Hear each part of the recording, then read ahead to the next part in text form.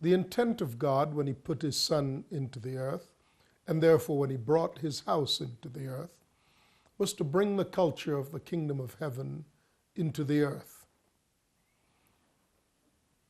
Now, we have great difficulty understanding that the purpose of the culture of the kingdom of heaven is to rule, because our thought about ruling is about domination or dominance. Who dominates whom? Because in the history of human empires, rule is indistinguishable from conquest and domination. So in discussing the character of righteous rule, I would like to make a distinction between two common usages of the term rule. When you think of rule, the normal way to envision it is that there is someone who lives in great pomp and imposing splendor, while in the far reaches of their empire, the people are barely surviving, barely with enough food to survive day by day. And in this model of rule, one finds no comfort that the sons of God are put in the earth to rule. And in fact, in the current teaching on this subject, one is immediately struck with the fact that scriptures are quoted to the effect that God wants one to be prosperous and God wants one to be healthy in the fashion of rulers, while the earth around us is saying, but what does that have to do with the remedy for some of the earth's serious problems? The church is becoming tired of that idea of the someone who is a believer, emphasizing his entitlement to possessions and to things, while the world around us is increasingly falling into economic hardship and difficult times. And by the way, economic hardship and difficult times that have come will clearly show that this gospel is a false gospel. It is not that there aren't scriptures that speak about ruling, it is that how these scriptures are applied is in a fashion consistent with everything we reject as unlike God in that fashion of rule. So we think of one of the ways we think of a ruler, or we think of the word ruler, is the person who sits in the seat of honor, surrounded by attendants and full of all of the requirements of daily life, irrespective of the condition of people under his rule, whether they are poor or barely getting by. That's one concept of rule. Another concept of rule, however, is a more mundane concept. You call a 12-inch stick a ruler. It is a ruler in what sense? How is this 12-inch stick a ruler? And the king who sits upon the throne, attended by many and with great opulence, that too is called a ruler. But one is rule according to, one concept is rule according to the standards of domination and conquest.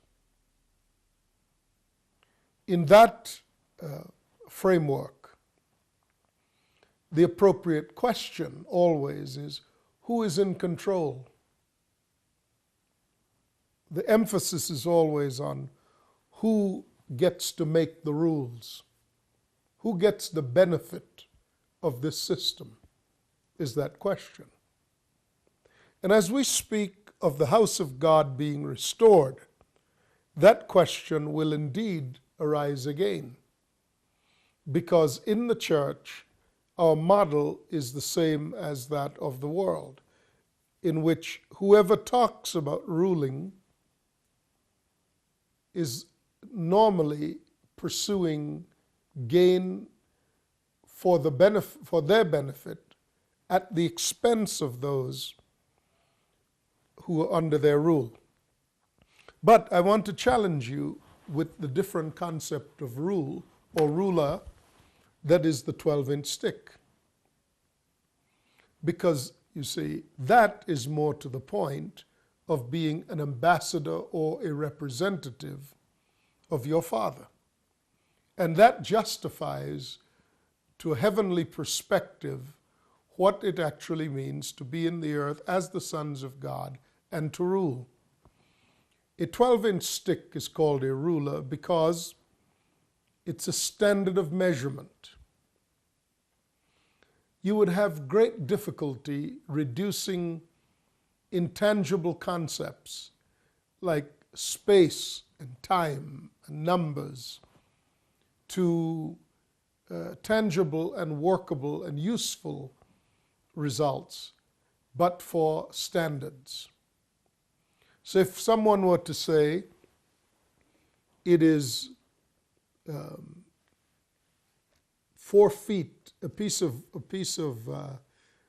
an object is 4 feet long by 2 feet wide by 3 feet thick, you have a very good sense of the dimensions of that object. Why? Because everyone understands what these graduated standards are. If you say that a certain object was 3 inches long by 1.5 inches wide by 5 inches high, you immediately have a mental picture of at least the dimensions of height and depth, width and length. Why? Because that's what a ruler does. A ruler imports and presents an invisible concept tangibly. It is exactly what we read in Romans 1 that says, "For the invisible God may be clearly seen by that which is created, therefore men are without excuse." That is because the invisible God has placed standards in the earth by whom he would be measured. Those standards are his children.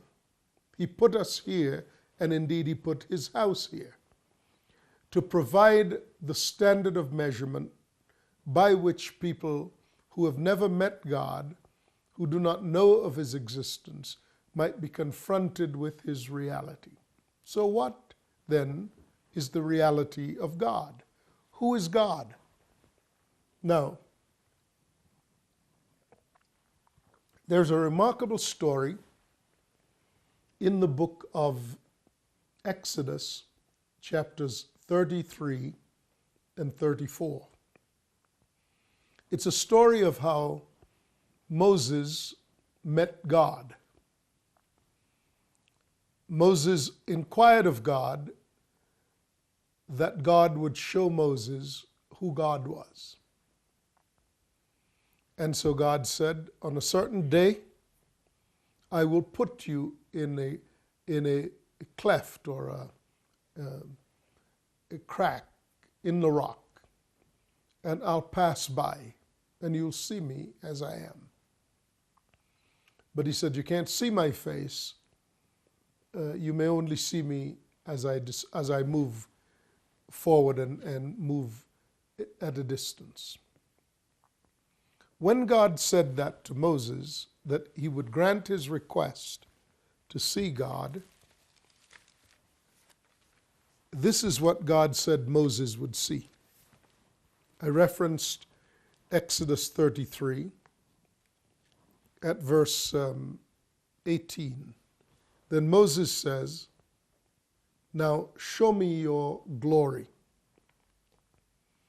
And the Lord said, "I will cause all my goodness to pass in front of you, and I will proclaim my name, the Lord, in your presence. I will have mercy on whom I will have mercy, and I will have compassion on whom I will have compassion. But you cannot see my face, for no one may see me and live." So Moses wanted to know or to experience God as he was. So he said, "Show me your glory." Now, in response to that request, God said to Moses, "I'll show you my goodness." Now, is it that God heard Moses' request but ignored what he was asking and instead opted to show Moses what God wanted? Or is the glory of God his goodness? You see, and the commentary on that will be supplied by God himself. So when the event actually occurred in Exodus 34, here is what it says.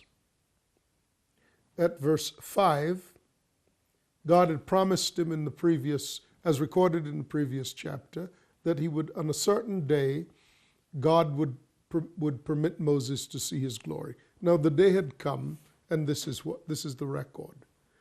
Then the Lord came down in the cloud and stood there with him and proclaimed his name, the Lord. And he passed in front of Moses, proclaiming, the Lord, the compassionate and gracious God, slow to anger, abounding in love and faithfulness, maintaining love to thousands, and forgiving wickedness, rebellion, and sin.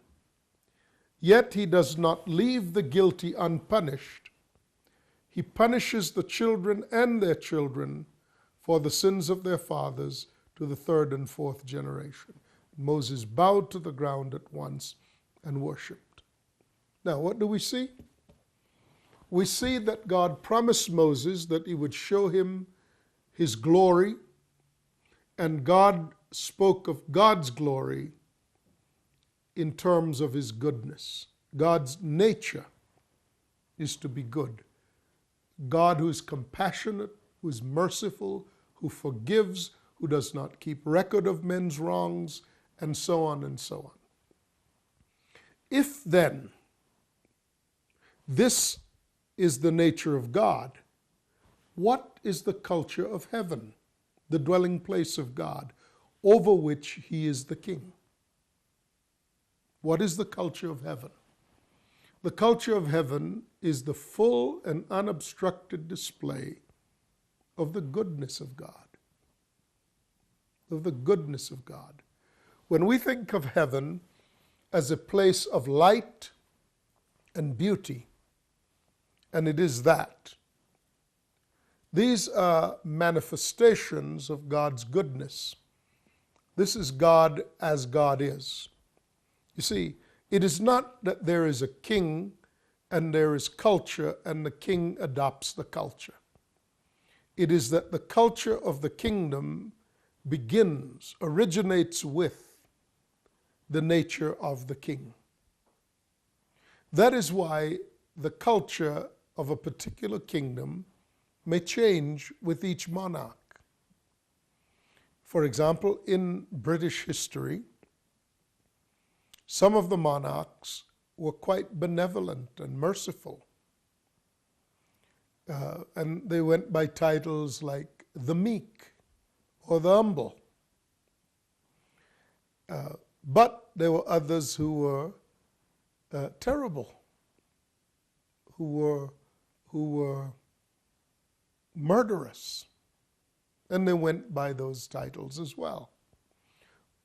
In other kingdoms, it's not hard to imagine that a name like Ivan the Terrible, does not speak of a mild and gentle culture. But where the king is good King Wenceslas, then one does not exactly think of him as an Ivan the Terrible either. My point is that the culture of any kingdom is first and foremost the culture of its king. And the eternal realms of heaven have the culture of their king, the great God of heaven. And when he's known on the earth, he's known for his goodness, for his mercy, for his compassion, for his grace. And so Jesus said, pray this.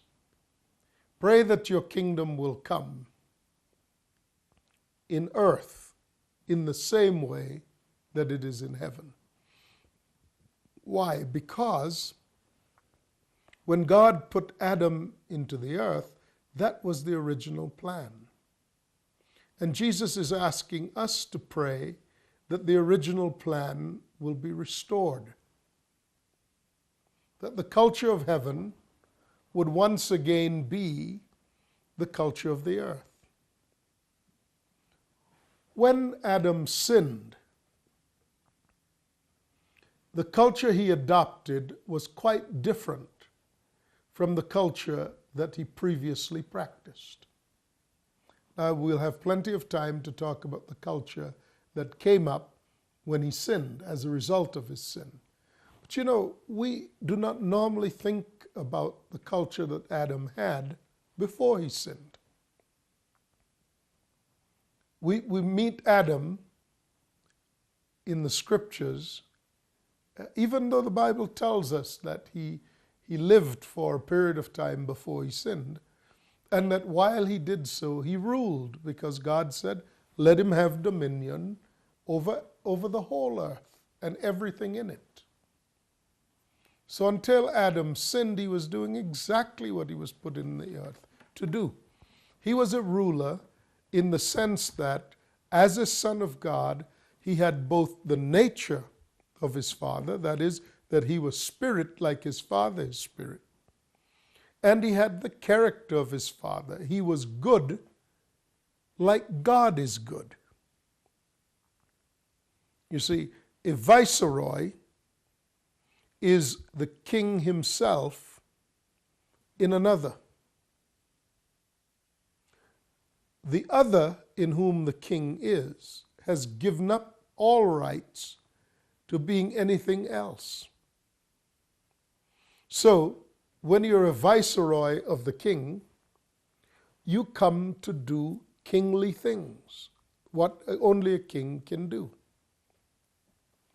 As the British Empire ended, as the British Raj came to an end in India, it was time in 1948, it was time for the British to retreat from India.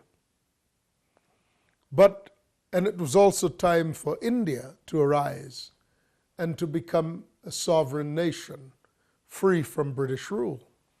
Have you ever thought about how such things occur?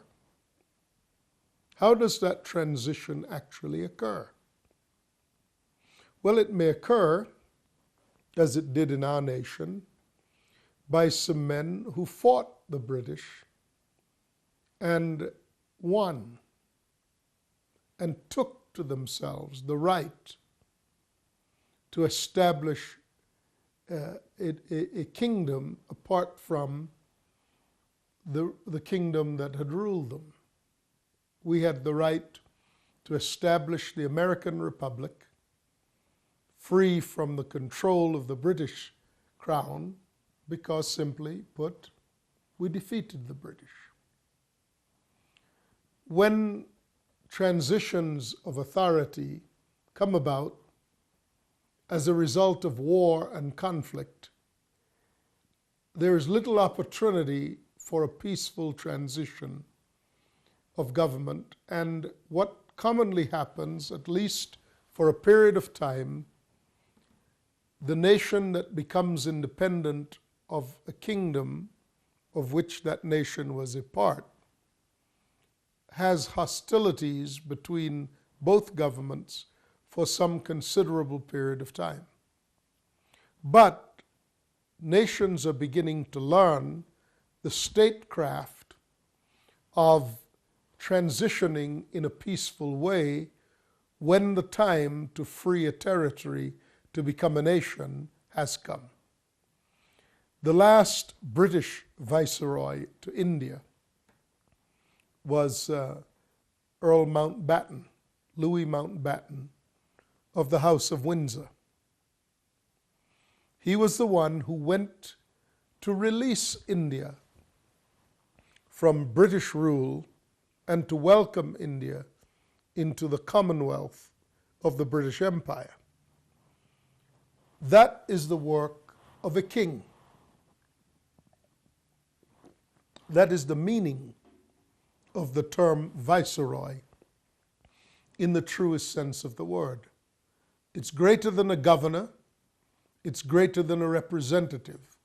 It is the king himself in another, coming in that form. So when God intended to impart the culture of heaven to the earth, he made a son and put that son into the earth, because God's intent was to extend the domain of the kingdom of heaven into the earth as well. Now, when the British Empire was in India, it was still the British Empire. It was not now the Indian Empire. It was the British Empire inclusive of India. When North America was part of the Spanish Empire, it was not an independent territory. It was not simply known as the United States of America. That's when it would become independent. But when the Spaniards ruled, it was part of the American expression of the Spanish crown. The point is that God always intended to annex the earth. He made it to annex it into the rule of heaven, because there was something to be carried out here. There was a purpose to be fulfilled here in the earth. The evil one had rebelled against God when God chose man as his heir. The evil one challenged God and suggested that this was an error on the part of God to choose humans and not angels as his heirs. Now, God could have simply squashed the opposition, but if he did so, he would have only proven that he had the strength, the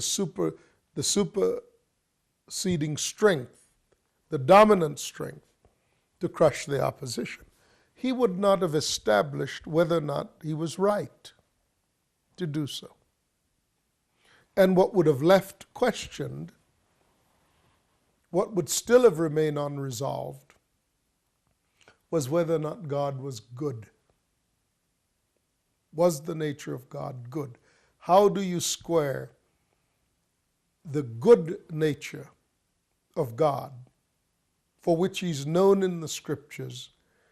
How could you square the good nature of God with a crushing opposition, a dominant response? Well, the answer is you could not. To simply be greater, to be more powerful, is not the same as being good. So God put his son, Adam, into the earth and gave him the responsibility to rule in such a way that the whole earth would benefit from the rule of a righteous son.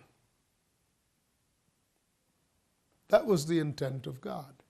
And in that sense, Adam was not the ruler in the style that we so vehemently resist, the style of being the one whose foot is on the neck of all of its citizens, all of its subjects. Instead, in the rule of Adam, one would see the character of God himself.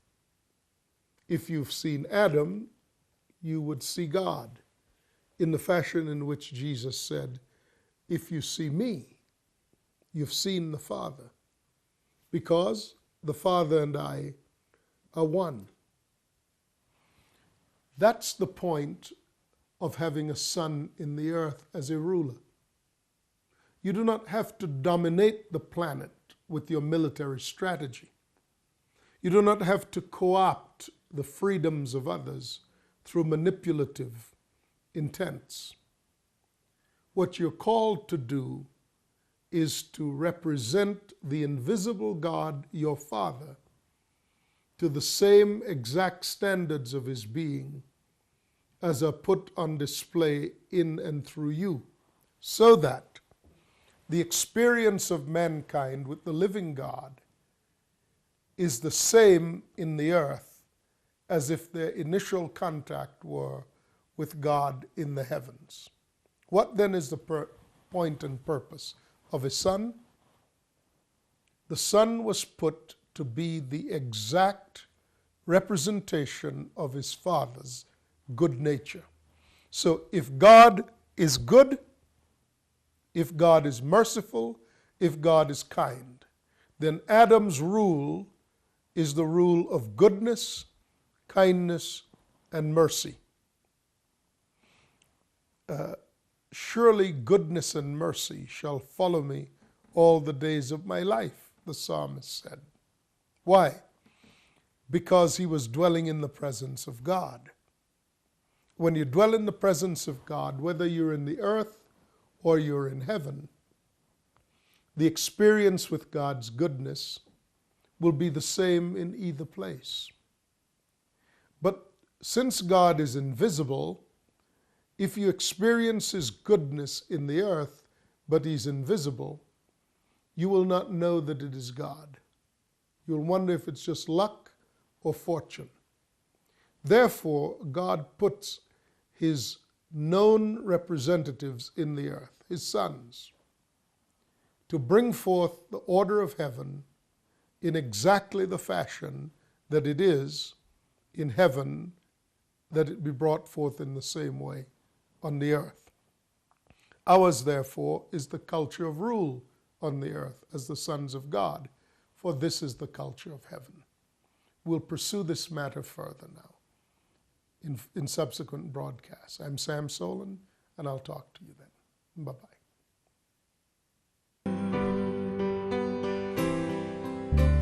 I know the plans that I have, they are good for you, they are good for you. I know the plans that I have, they are good for you, they are good for you. And no matter, child, what voices you heard, just keep trusting in